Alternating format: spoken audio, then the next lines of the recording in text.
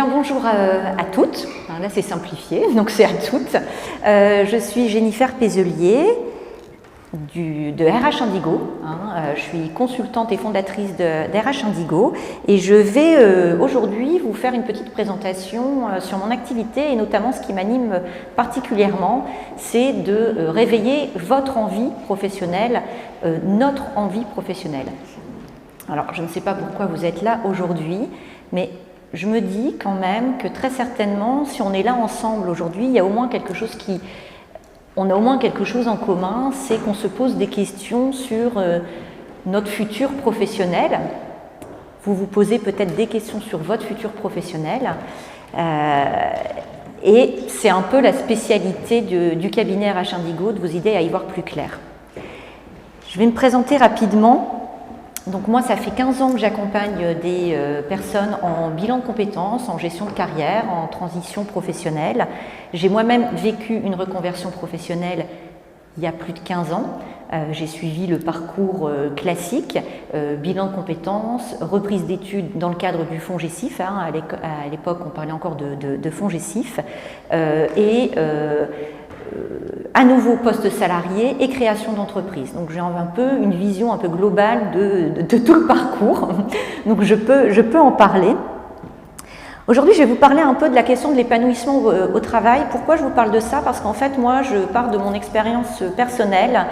J'ai changé à plusieurs reprises, à plusieurs fois de métier parce que justement la question de l'épanouissement professionnel était centrale pour moi et tant que je ne trouve pas plaisir dans ce que je fais, c'est très difficile pour moi de m'y investir.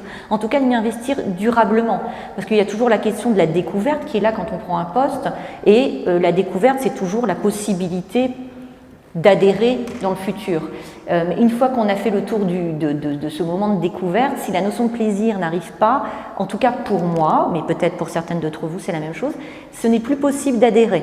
Voilà, je fais partie de ces personnes-là pour qui la question du plaisir et de l'épanouissement est primordiale et en même temps la question du plaisir elle est primordiale parce que le plaisir c'est une énergie. Voilà, le plaisir, l'envie c'est une énergie motrice et je pense qu'on fait beaucoup de choses quand on prend plaisir et on va beaucoup plus loin. Donc moi l'idée c'est de vraiment vous aider à vous sentir à votre place. Quand on parle d'une personne qui se sent à sa place au travail, on a pu théoriser ça, il y a 3 axes, là j'en ai développé davantage, mais les 3 axes c'est quoi? C'est une personne qui se sent bien au travail, qui se sent à sa place. C'est une personne qui a la possibilité d'exprimer ses moteurs au travail. Qu'est-ce qui m'anime? D'abord qui sait ce qui l'anime. Et une fois qu'elle a identifié ce qui l'animait, c'est-à-dire ses moteurs, ses motivations intrinsèques, qu'elle a la possibilité de pouvoir les exprimer dans son contexte professionnel. C'est très important parce qu'un moteur est énergisant. La deuxième chose, le deuxième critère d'épanouissement professionnel, c'est pouvoir développer son potentiel. C'est très important dans un poste, dans une carrière, dans une entreprise ou à titre personnel, en tant qu'indépendant, de savoir qu'on n'est pas forcément limité et qu'on va pouvoir exprimer et continuer à développer nos ressources et notre potentiel. Et ensuite, le 3e critère, c'est pouvoir exprimer qui je suis. Alors, qui je suis, là, ça fait appel à vos valeurs, ça fait appel à votre loyauté, ça fait appel à votre authenticité. C'est très important également parce que je me rends compte, j'accompagne quand même beaucoup de personnes qui sont en burn-out, en tout cas en souffrance au travail. Et bien souvent, la question de exprimer qui je suis, elle est au cœur du sujet. C'est-à-dire que tant qu'on peut s'investir, s'engager et que ça fait sens pour nous, ok, il y a un surcroît de travail, ok, on n'a pas le même chef, ok, il faut tout donner, ok, je suis fatiguée, mais tant que ça fait sens, on tient. Dès l'instant où ça ne fait plus sens, où on n'est plus en adéquation avec ses valeurs et on est en suradaptation, c'est là où l'élastique cède. Et c'est bien souvent à ce moment-là qu'on va parler de burn-out. Alors, la question du sens, du coup, pourquoi c'est si important de trouver un sens à sa vie? Ce que je ne vous ai pas dit, c'est que je suis formée en psychologie positive et du coup dans la gestion des émotions positives. La psychologie positive, je vais y revenir un petit peu tout à l'heure, mais c'est pas curatif. L'objectif de la psychologie positive, c'est vraiment de la prévention, c'est-à-dire on a modélisé, c'est une science qui a permis de modéliser ce qui permet d'être plus heureux. Alors, ça ne veut pas dire qu'on n'a plus aucun problème, hein. Attention, la vie reste la vie, avec ses hauts et ses bas. Mais ça permet justement de porter un regard différent sur les périodes de creux, justement. Pourquoi trouver un sens à sa vie, c'est très important? Parce que ça permet d'être plus optimiste. Voilà, ça donne du sens et ça vous porte. On a des études qui prouvent que ça réduit le stress, que ça améliore la longévité. Et oui, parce qu'on est vraiment dans des émotions positives et on sait pourquoi on est là. Et ça réduit les risques de maladies cardiovasculaires. Alors ne me demandez pas quelles études ont été menées là-dessus, mais en tout cas, on est vraiment sur les études de psychologie positive, de MDR, de trouver du sens. On est vraiment sur cette mouvance-là qui est de plus en plus fait l'objet de recherches parce qu'on s'aperçoit des effets bénéfiques sur la santé. Alors, 100 000, à quoi correspond ce chiffre? 80 à 100 000, c'est le nombre d'heures que vous allez passer dans une vie au travail. Et moi aussi, hein. Voilà. Moi, je trouve que c'est énorme, hein. Enfin, voilà. Donc, en tout cas, ça mérite de se poser la question de comment on a envie d'investir ces heures-là. Voilà. Comment on a envie de les investir? Et la question du sens revient. Parce que 100 000 heures à se faire suer, c'est beaucoup quand même, c'est beaucoup trop.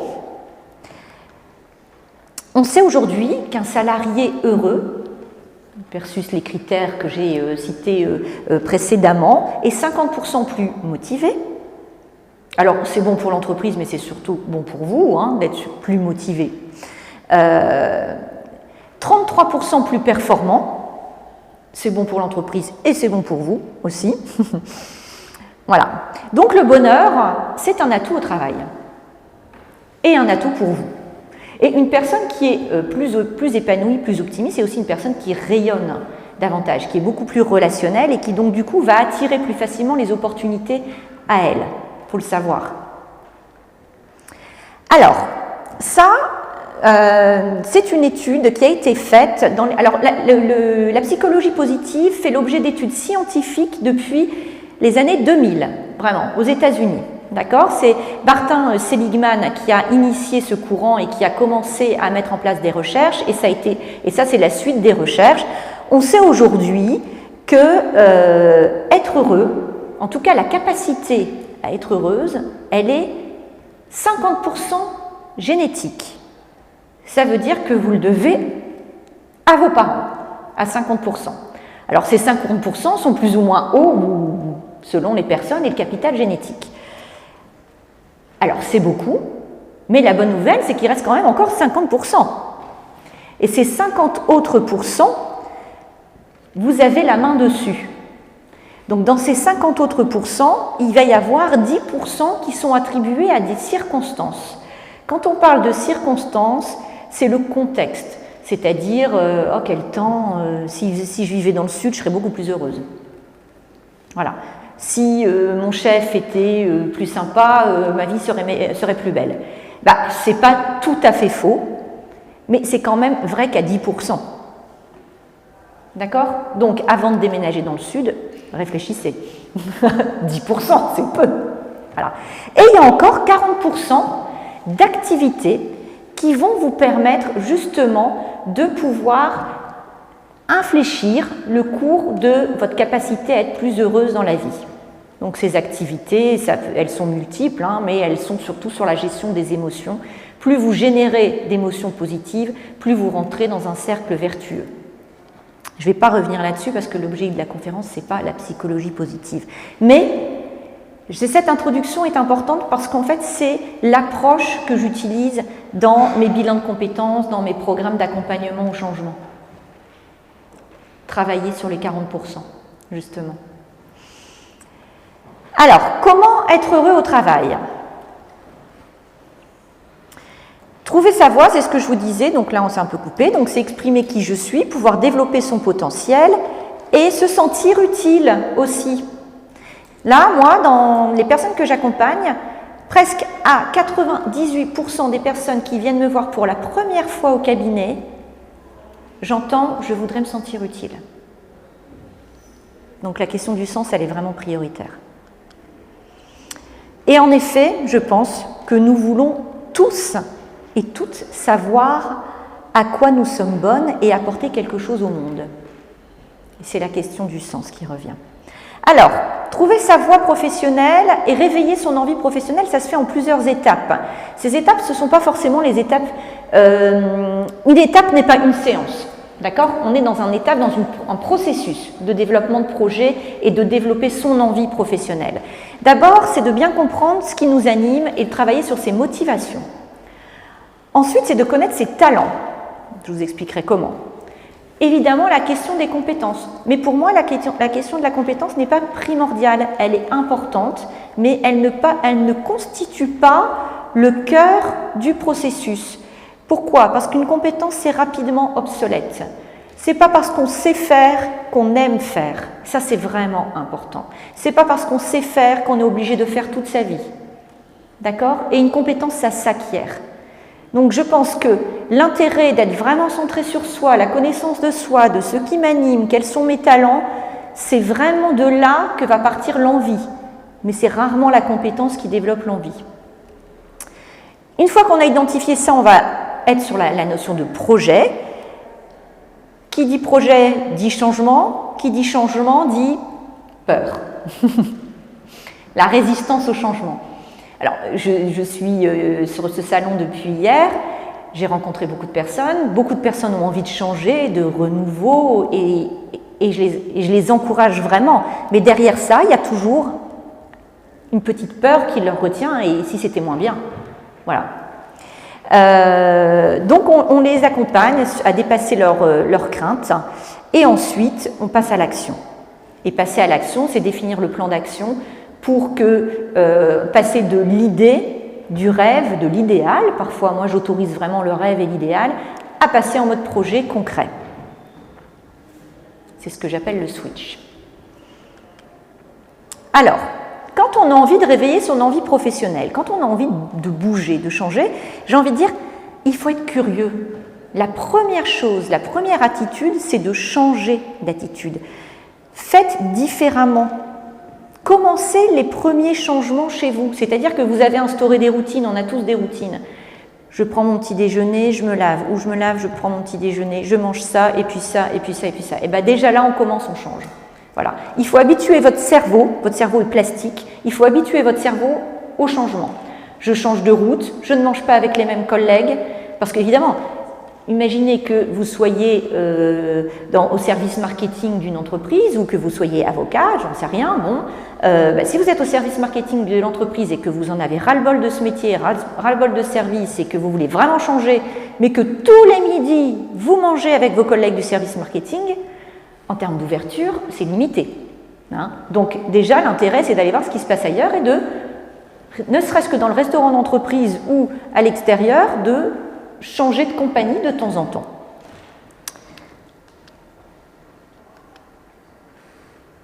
Comprendre d'où vient mon envie de changement. Avant de tout changer, de tout basculer, de tout envoyer promener, il est important d'identifier ce qui vous pousse à changer. D'où vient votre insatisfaction? Parce que le changement, il vient d'une envie, mais il vient aussi d'une insatisfaction. Moi, je pense que le changement, il est réussi si on a identifié vers quoi on a envie d'aller.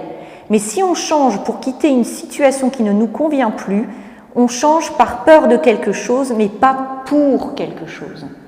Voilà, et ça c'est important. Donc, identifier ce qui cloche dans mon travail. Est-ce que c'est mon poste? Est-ce que c'est mon boss? Est-ce que c'est l'entreprise? Est-ce que c'est parce que je n'ai plus de perspective, plus d'évolution possible? Est-ce que parce que je ne peux pas être moi-même? Voilà, donc tout ça c'est important. Donc, on analyse ça. J'ai un petit cahier que j'ai rédigé, un petit cahier d'exercice justement qui permet d'identifier le pourquoi de mon envie de changement et de l'analyser avant de franchir le premier pas. Donc, il sera à télécharger bientôt sur le site d'RH Indigo. Pour l'instant, il est disponible sur mon stand. Mais c'est très important et c'est aussi des exercices issus de la psychologie positive. Ensuite, c'est d'identifier votre zone d'excellence. Alors, pour identifier votre zone d'excellence, il y a plein de manières de le faire. Et une des premières choses, ça va être d'identifier ce qui vous donne envie de vous lever le matin. Mais oui, c'est le rêve, tout le monde se dit, mais en fait, je ne sais pas pourquoi j'ai envie de me lever le matin, j'ai même pas envie de me lever le matin. Voilà. J'ai la boule au ventre quand je vais bosser, là, ça ne va pas du tout, du tout, du tout. Hein. Donc, qu'est-ce qui me donne envie de me lever le matin? Et donc, il y a une approche. Allô? Ah, pardon. Voilà, moi je travaille avec cette approche par les moteurs et qui permet d'identifier comment on fonctionne et ce qui est énergisant pour vous, stimulant, source de motivation et d'action. On a 6 moteurs qui sont accompagner, rencontrer, créer, conquérir, construire, explorer. Je ne vais pas rentrer... Pardon? C'est le 6e. Donc, je ne vais pas rentrer dans le détail vraiment parce que c'est long et que ça c'est une séance de 2 heures. Hein. Mais l'idée c'est de comprendre ce qui vous anime. Accompagner, c'est le besoin de se sentir utile, d'être là pour les autres, si je simplifie. Ça donne des personnes en général dont le talent est l'empathie. Rencontrer, c'est le besoin de contact, de voir une multitude de personnes et de la diversité dans la relation. Créer, c'est le besoin de changement, d'avoir le choix, de pouvoir faire différemment. Et puis recherche d'originalité. Ce n'est pas forcément des créatifs ou des créateurs, d'accord, ni des artistes. Mais il y a cette envie de, quand même, d'imaginer ou de pouvoir se laisser porter par de la nouveauté. Conquérir, c'est le besoin d'action. D'action et le besoin de challenge, de défi, de performer. C'est des gens qui sont animés par l'esprit de compétition. En tout cas, ils ont besoin d'objectifs ambitieux et d'enjeux. Quand j'entends les personnes qui sont dans le conquérir, ils ont besoin d'enjeux importants. Voilà. J'accompagnais un jeune qui me disait, moi, il faut que ça claque. Bah oui, si ça claque pas, j'y vais pas, quoi. Voilà, ça c'est le conquérir. Il faut que ça ait de la gueule. Ah d'accord, ok. Après, chacun va y mettre quelque chose derrière. Construire ses besoins de stabilité, de cadre, de structure et de résultats concrets. Je ne bouge pas si je n'ai pas visualisé la finalité concrète. Je veux voir à quoi ça va servir concrètement, ce que ça va donner. Et enfin, explorer, c'est le besoin d'apprendre, et on est vraiment sur la notion de curiosité, apprendre et comprendre le monde qui nous entoure. J'imagine que vous vous êtes toutes retrouvées dans 1, 2, peut-être même 3 moteurs. Ce qui va nous intéresser, c'est vos 3 principaux moteurs. En tout cas, juste ce que je veux dire, c'est que ça, c'est primordial de comprendre ça. Parce que si vous avez des moteurs relationnels très importants, j'ai accompagné une personne qui avait comme moteur accompagner, rencontrer, construire. Donc 2 moteurs relationnels sur 3. Ça veut dire qu'elle a un besoin relationnel très important et du coup c'est là où se trouve son potentiel. C'est-à-dire qu'elle prend plaisir dans la relation et qu'elle est bonne dans la relation. Il faut absolument qu'elle puisse utiliser ses talents relationnels et ses moteurs relationnels parce que c'est source d'énergie et c'est là où elle va réussir. D'accord? Et c'est facile pour elle en plus.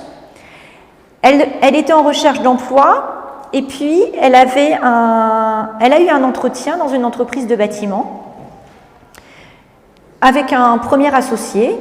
On fait l'approche sur les moteurs et 15 jours après, elle avait un deuxième entretien avec le deuxième associé. Et elle s'est dit, je vais quand même aller vérifier avec qui je bosse là-bas. Quelles sont mes relations, avec qui je suis en relation dans l'entreprise?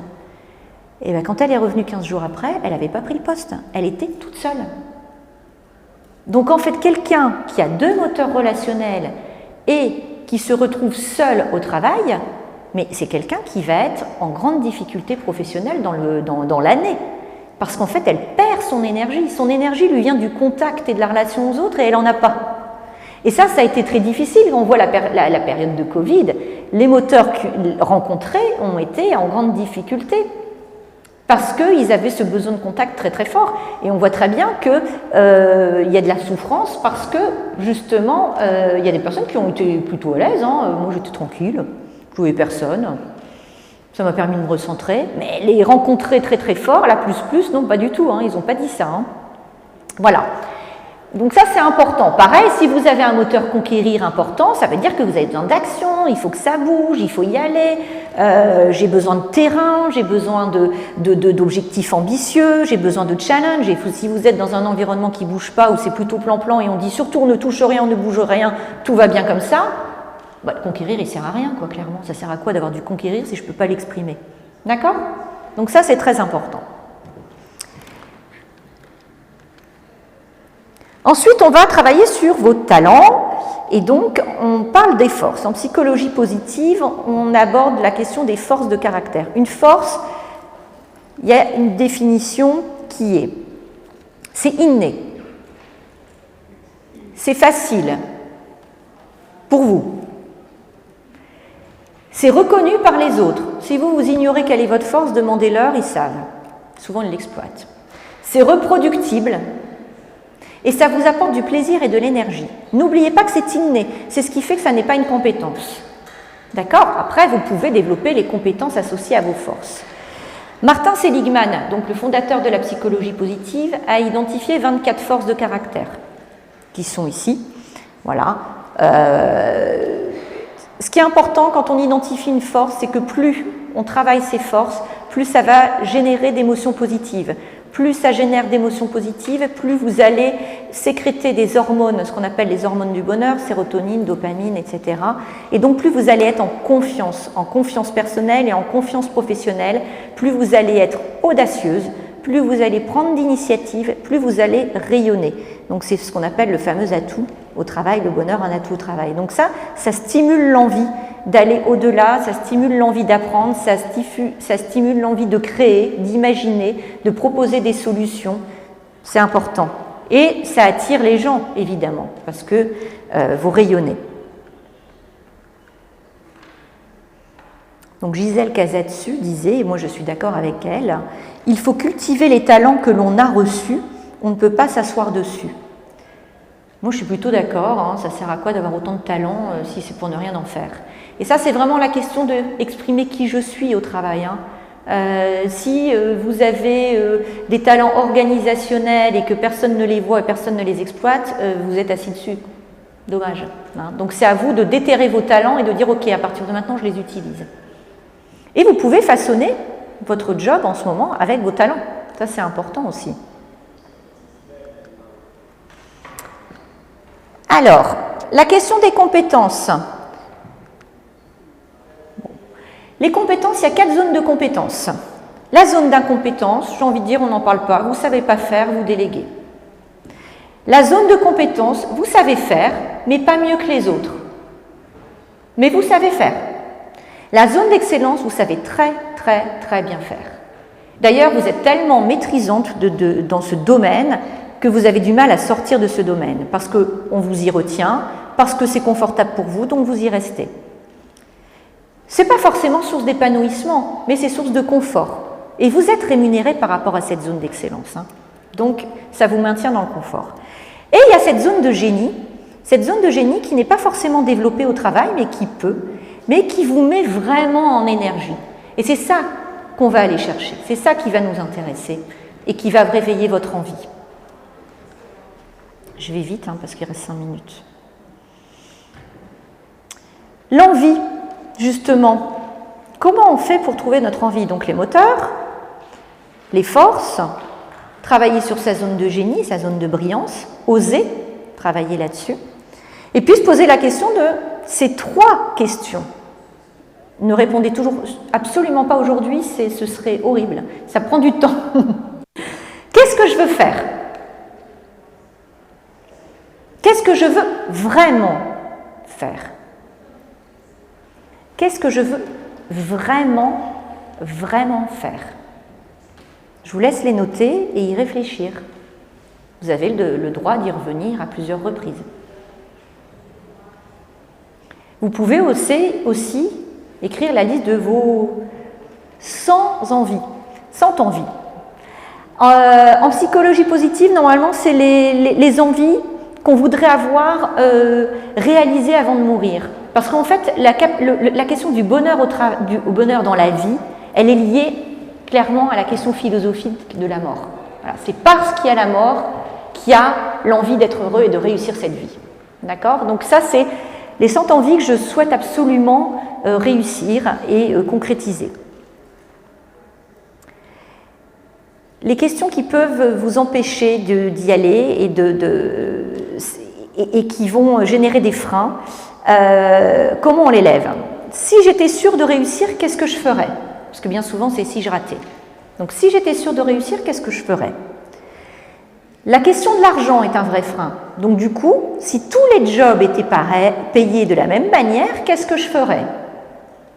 L'argent, gros frein, et grosse excuse aussi. Mes freins. Si les avis des autres m'étaient complètement égales, qu'est-ce que je ferais? Ah ben, parce qu'il y a l'argent, mais alors les autres, le regard des autres, il est tellement important. Cette peur de décevoir, cette peur de ne pas être à la hauteur, ça, énorme frein. Mais s'ils n'étaient pas là, qu'est-ce que je ferais? Donc ça vous permet de dépasser vos peurs, donc ça on ne va pas le voir tout de suite.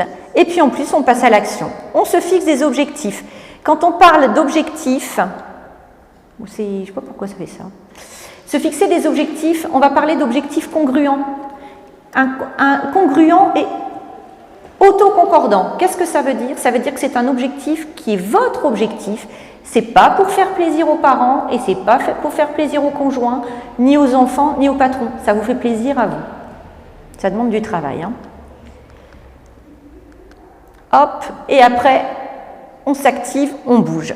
Alors, juste rapidement avant de conclure, donc ce que je propose, hein, et si vous voulez, on peut se voir ensuite sur mon stand, ne serait-ce que pour venir chercher le petit livret, si ça vous intéresse d'enclencher le changement. Ce sont des bilans. Alors des bilans avec du coaching intégré, vous l'avez compris, et basé sur la psychologie positive, qui est mon approche. Il y a des bilans plus courts, qui est le bilan Boost, qui vous met en énergie, qui vous dynamise sur une dizaine d'heures. Le bilan carrière et sens, il y a toujours la question du sens, sur une vingtaine d'heures, et en fait le bilan vraiment sur la reconversion, donc qui prend plus de temps, où on va aller chercher plus en profondeur et lever peut-être plus de freins, qui sera de 24 heures. Et puis on a un programme collectif qui s'appelle Positive Your Job, et qui est en 18 heures et qui est en collectif à entre 6 à 8 personnes.